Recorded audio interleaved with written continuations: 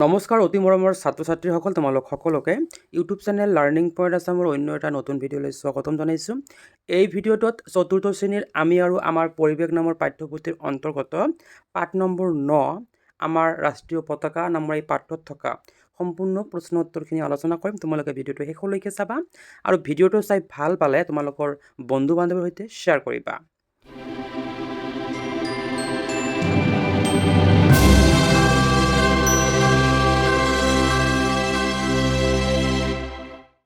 চোৱা, এয়া হৈছে পাঠ নম্বৰ 9 আৰু পাঠৰ নাম হৈছে আমাৰ ৰাষ্ট্ৰীয় পতাকা।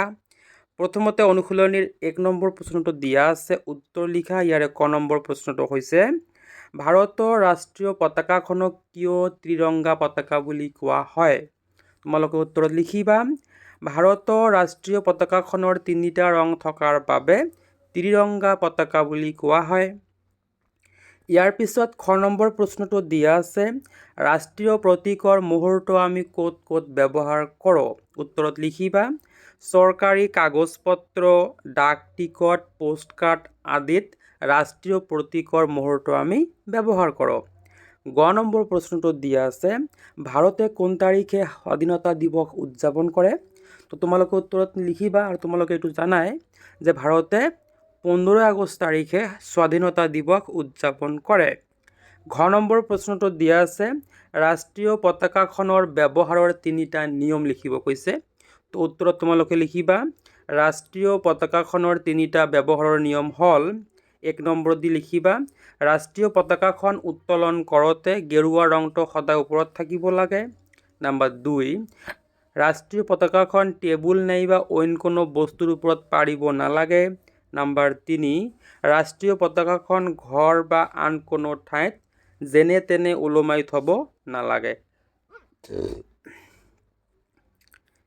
ইয়াৰ পিছত ও নম্বৰ প্ৰশ্নটো দিয়া আছে, ৰাষ্ট্ৰীয় পতাকা উত্তোলন কৰা 2টা দিৱসৰ নাম লিখা। তো উত্তৰত তোমালোকে লিখিবা, ৰাষ্ট্ৰীয় পতাকা উত্তোলন কৰা 2টা দিৱসৰ নাম হৈছে স্বাধীনতা দিৱস আৰু গণতন্ত্ৰ দিৱস। ইয়াৰ পিছত 2 নম্বৰ প্ৰশ্নটো দিয়া আছে যে ৰাষ্ট্ৰীয় পতাকাৰ ৰংকেইটা কি বুজায়? ক অংশৰ লগত খ অংশ মিলোৱা। তো ইয়াতে আছে ক অংশ আৰু ইয়াতে আছে খ অংশ। এতিয়া আমাৰ মিলাব লাগে। চোৱা, ক অংশত দিয়া আছে সেউজীয়া। তো সেউজীয়া ৰংটোৱে কি বুজায়? সেউজীয়া ৰংটোৱে উৰ্বৰতা, সমৃদ্ধি আৰু মংগলময়তাৰ প্ৰতীক। ইয়াৰ পিছত দিয়া আছে বগা। বগা ৰংটোৱে কি বুজায়? বগা ৰংটোৱে বুজায় সত্য আৰু শান্তিৰ প্ৰতীক। ইয়াৰ পিছত দিয়া আছে গেৰুৱা। এই গেৰুৱা ৰংটোৱে কি বুজায়? গেৰুৱা ৰংটোৱে বুজায় শক্তি আৰু সাহসৰ প্ৰতীক। ইয়াৰ পিছত দিয়া আছে গাঢ় নীলা। এই গাঢ় নীলা ৰংটোৱে আকাশ আৰু সমুদ্ৰক বুজায়। তোমালোকে নিশ্চয় ধৰিব পাৰিছা? বঢ়িয়া। তোমালোকৰ 3 নম্বৰ প্ৰশ্নটো দিয়া আছে, খালী ঠাই পূৰ কৰা। ইয়াৰে ক নম্বৰত দিয়া আছে, মহাত্মা গান্ধীৰ জন্মদিনটো দেশ হিচাপে পালন কৰা হয়। ইয়াতে হ'ব গান্ধী জয়ন্তী হিচাপে পালন কৰা হয়। খ নম্বৰত দিয়া আছে, জৱাহৰলাল নেহেৰু শিশুসকলৰ মাজত দেশ বুলি পৰিচিত। তোমালোকে নিশ্চয় জানা, নেহেৰু খুৰা বুলি পৰিচিত।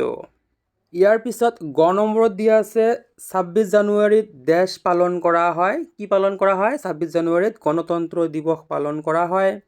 ঘ নম্বৰত দিয়া আছে, দেশ জন্মদিনটোত শিক্ষক দিৱস হিচাপে পালন কৰা হয়। তোমালোকে নিশ্চয় জানা যে ডক্টৰ সৰ্বপল্লী ৰাধাকৃষ্ণনৰ জন্মদিনটোত শিক্ষক দিৱস হিচাপে পালন কৰা হয় আৰু সেইটো কোনটো দিন আছিলে? সেইটো আছিলে 5 ছেপ্টেম্বৰ, হয়নে? ইয়াৰ পিছত ও নম্বৰত দিয়া আছে, আমাৰ ৰাষ্ট্ৰীয় প্ৰতীকটো হ'ল, ইয়াতে হ'ব অশোক স্তম্ভ। ঠিক আছে। ইয়াৰ পিছত তোমালোকৰ 4 নম্বৰ প্ৰশ্নটোত দিয়া আছে, তলত দিয়া ৰাষ্ট্ৰীয় পতাকাখন শুদ্ধ ৰঙেৰে বলোৱা। তো তোমালোকৰ কিতাপত এই প্ৰশ্নটোৰ তলত এখন ৰাষ্ট্ৰীয় পতাকাৰ ছবি দিয়া আছে এনেকুৱাকৈ। ইয়াতে তোমালোকে সুন্দৰকৈ ৰং বুলাবা দেই। ঠিক আছে। তো মৰমৰ ছাত্ৰ ছাত্ৰীসকল, আজিৰ এই ভিডিঅ'টো ইয়াতে সমাপ্ত কৰিছোঁ। ভিডিঅ'টো শেষলৈকে চোৱাৰ বাবে ধন্যবাদ।